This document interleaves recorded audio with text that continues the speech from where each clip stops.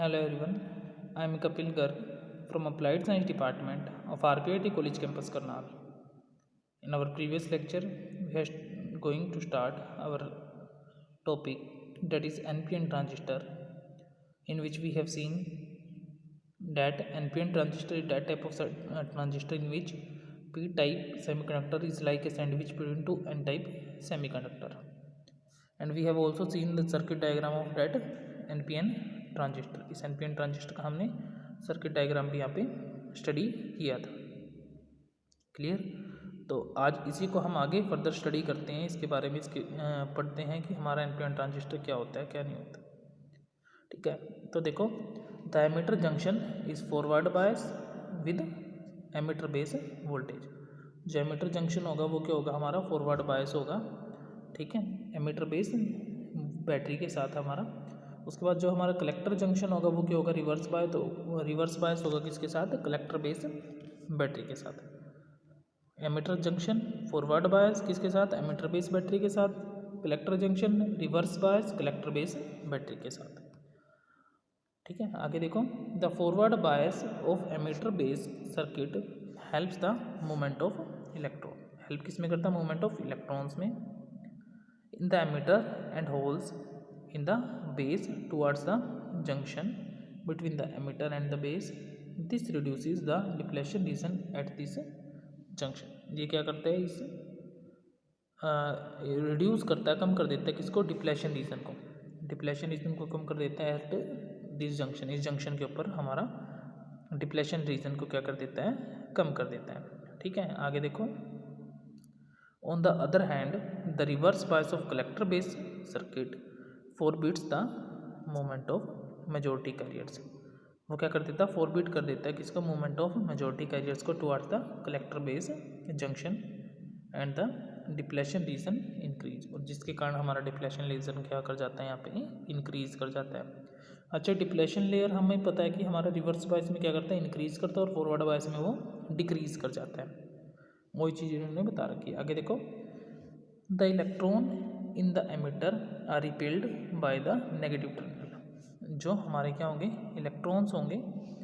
ठीक है, किसके अंदर, एमिटर के अंदर.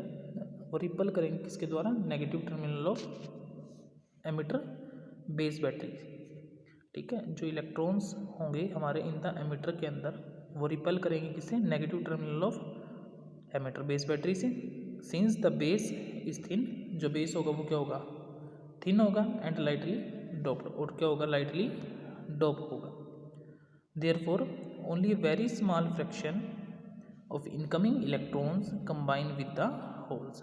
एक बहुत ही स्मॉल फ्रैक्शन में जो इनकमिंग इलेक्ट्रॉन्स होंगे वो कंबाइन होंगे किसके साथ, होल्स के साथ.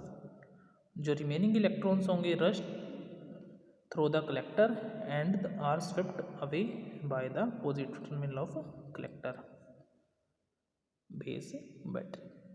जो रिमेनिंग इलेक्ट्रॉन्स होंगे वो क्या कर देंगे, through by the collector and swept कर दिए जाएंगे किसके द्वारा, post terminal of collector base battery के द्वारा.